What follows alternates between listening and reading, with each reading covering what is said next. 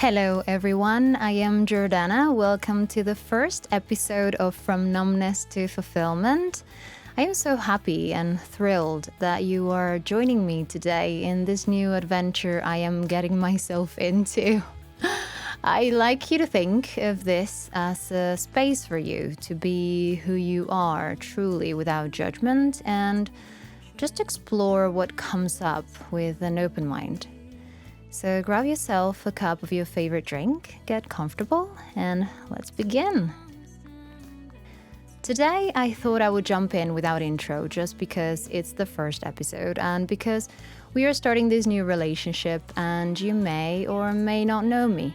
So I will introduce myself and then you can jump in and introduce yourself. That would be brilliant.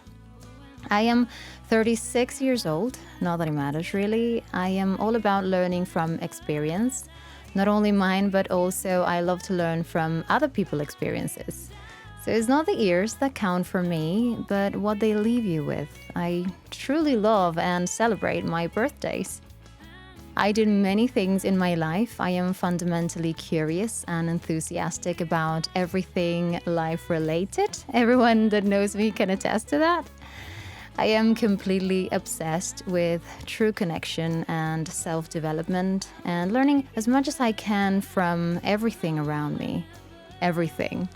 So this extreme passion to sink in everything I could like a sponge helped me to notice very early in my life that pretty much every issue in life can be tracked down to a root cause of disconnection of some kind.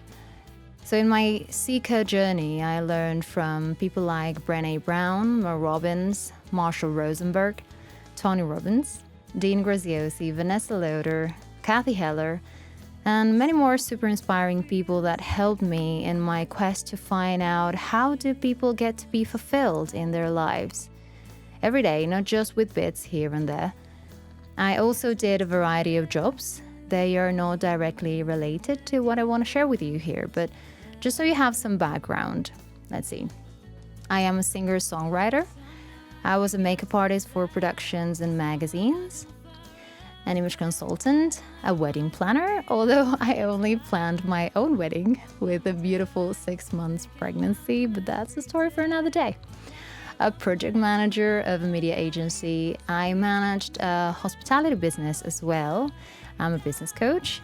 And there are other things I learned, different therapies like Reiki, magnified healing, and many other energy therapies. So I'm kind of a mix of things. But those are just roles, like an actor in movies. They are not something that defines me. I could play many more, and I will. I definitely will, because I am still here, so why not? On a personal side, I am a mom of 3 kids. 2 from my belly and 1 from my heart.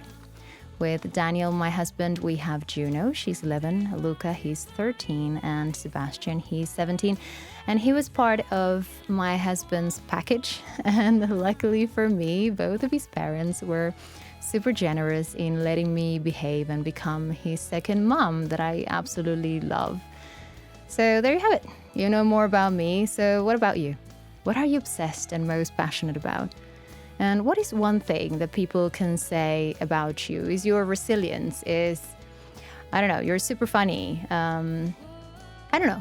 What is just one thing that people can say about you? All right, I want to explain a bit why I am doing this. Like, why would I put a microphone in front of me and talk openly about personal things and lessons I learned in life? Well, when I was a teenager, I had a really rough adolescence. Which you should kind of know, right? Because the name tells you it means to grow. Like, you will have experiences that will make you grow up. That's the whole point of this in-between stage where you're not a kid, but you're not an adult either. I love the definition that you're old enough, you want to be an adult, but young enough that no one takes you seriously. Well, for me, it was a real struggle. I found life very hard. I saw how people treated each other without understanding why. Bad, I mean. And I disconnected myself from who I was, and that made me be sometimes in not the best of places. That in turn led me to have more pain, more disconnection, and into that vicious cycle that I couldn't get out of not caring for my own life, not liking my body, and just questioning what was the point of me being here. So I thought I would go back to the first time, the first glimpse where I noticed how disconnection affects us in real life. At 14, I started seeing the difference between how the world sees us and how we feel, how they can be two very different things. I had a boyfriend, a kiss boyfriend, come on, we were only 14. I think we've been together for a year and a half, and somehow during this time, he started getting thinner and thinner. He was a bit chubby when we first started, so it made sense. It made sense when he wanted to lose some weight.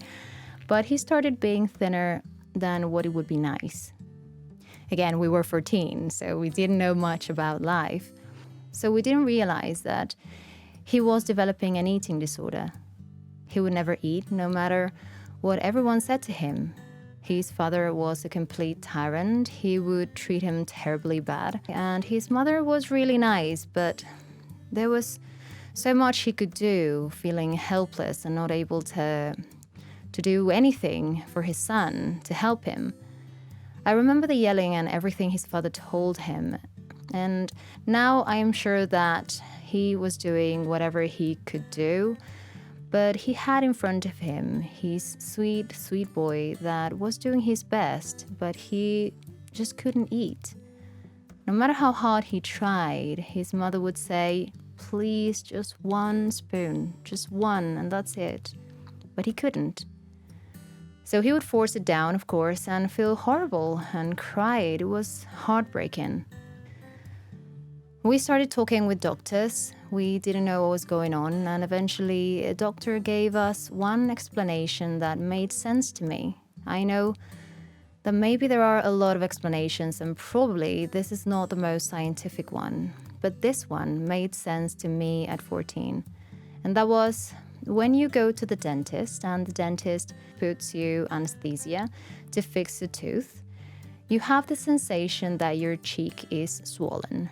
Your tongue is as big as your entire mouth. Your lip is about to fall off. It's just terrible, the impression that you're kind of an alien. But if you look at yourself in the mirror, your face is just perfect. It didn't change at all. While you're looking your normal face in the mirror, your body, your mind, they are telling you that something is off. The thing about disconnection is that when you're in that state, you cannot see it. As the episodes start unfolding, we'll talk more about needs and the type of needs and emotions, but today I want to start with something really simple, but so helpful for me. This tool alone helped me start to shift my mind to be able to come out of the quicksand of depression that I was in some years back. I chose this one to be the first tool I share with you.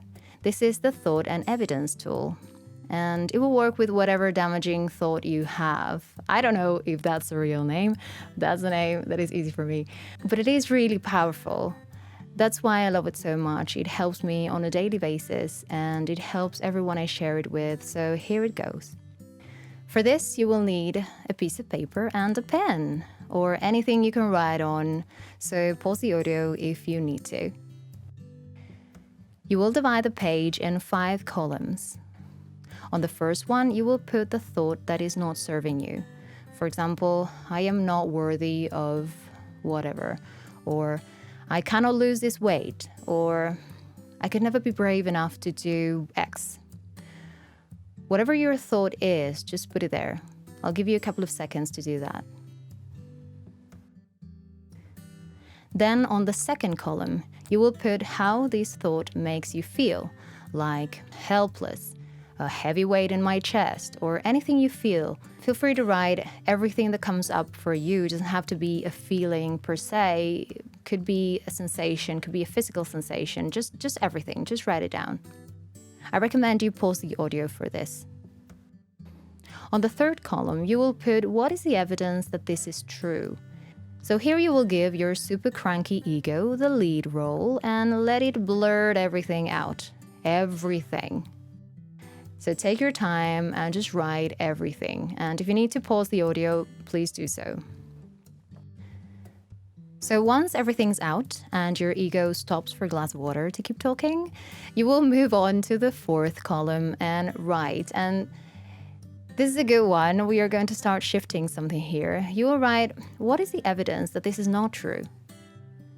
So here, as soon as a glimpse of hope starts coming through, you will start noticing some resistance, and that's okay. Just keep at it and let your mind, your body, your soul give you the answers and write everything down. And if you cannot come up with anything, just breathe and keep asking the question, keep asking, and I promise you will have many answers. Again, pause the audio for this. And lastly, close your eyes and sit for a bit with this new evidence presented on the case and notice how this makes you feel. Do you feel the same as the beginning? Do you feel like a weight was lifted? Do you feel the same but a slight shift, like something opened? So don't think.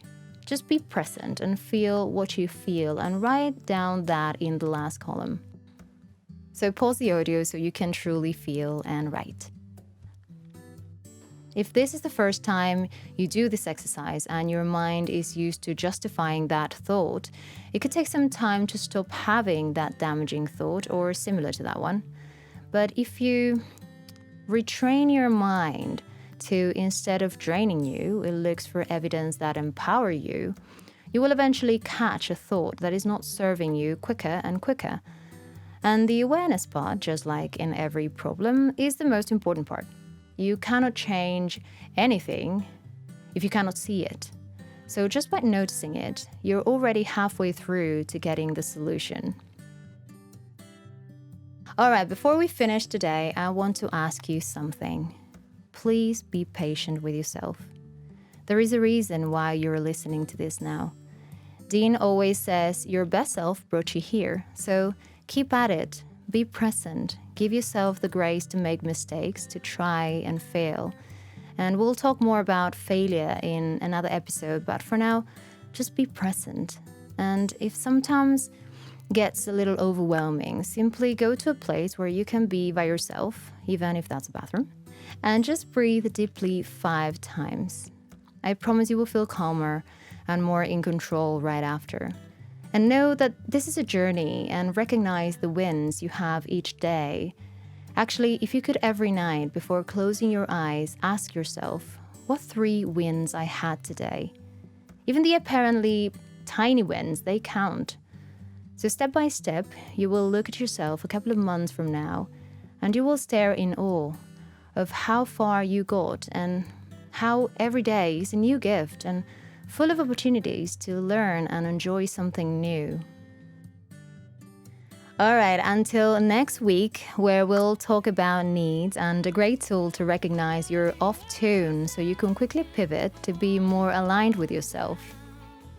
So thank you so much for listening to this episode. I hope you got something out of it. If you have a question or comment for a future show, you can send it to me at jordana@fromnumbnesstofulfillment.com.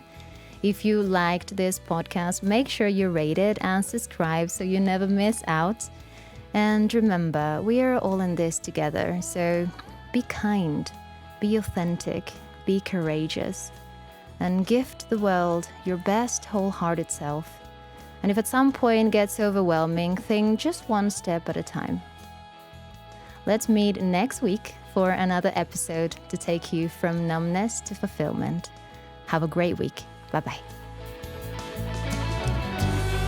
I will make you better.